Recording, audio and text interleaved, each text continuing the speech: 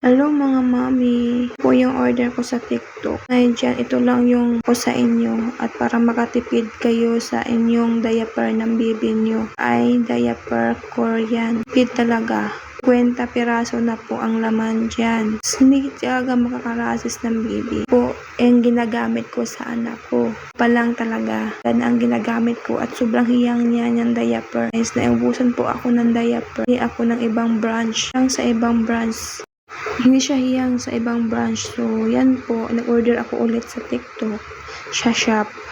Yan po ay buy one take one na po siya. Sobrang dami na talaga. At makakatipid ka talaga sa sobrang dami na. 100 pieces yan. So, ang binabayaran ko lang ay 300 plus. So, diba, nakakamura ako kaysa bumili pa ako ng ibang brands na sobrang mahal. So, yan siya. Ang pangalan ay Korean diaper. Thank you for watching.